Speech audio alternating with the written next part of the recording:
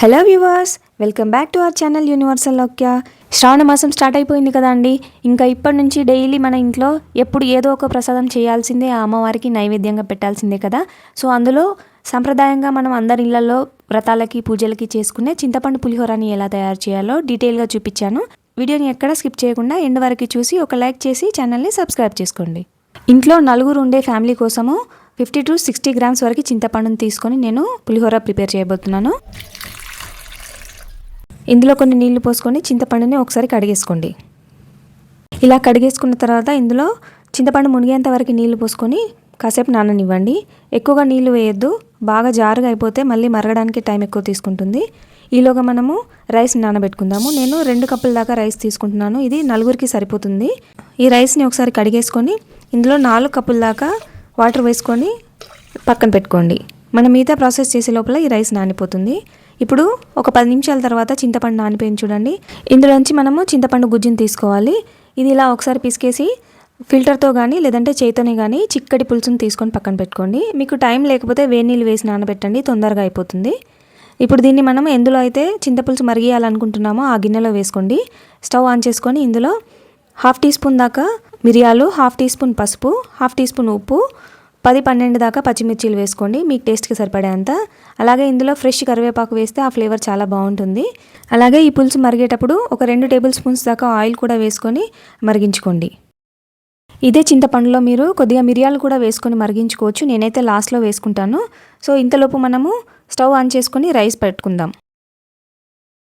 పులుసు మరిగే లోపల రైస్ కూడా ఉడికిపోతుంది కదా.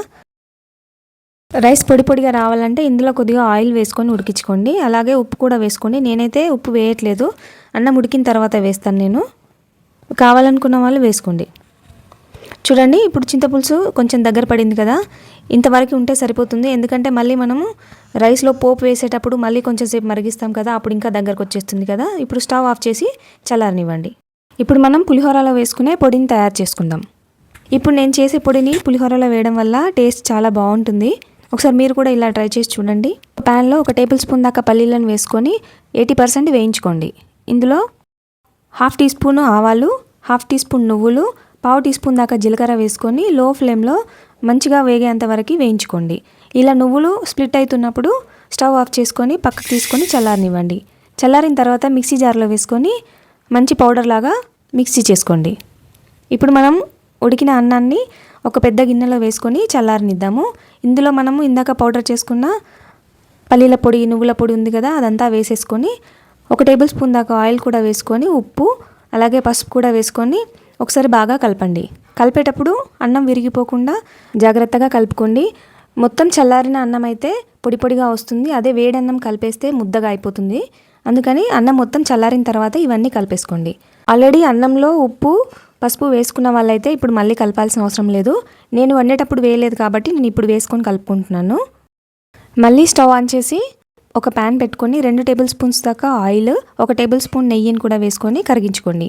ఇది వేడయిన తర్వాత 1/2 కప్పు దాకా పల్లీలు, 1/2 కప్పు దాకా జీడిపప్పులు వేసుకొని దూరగా వేయించుకొని పక్కన పెట్టుకోండి.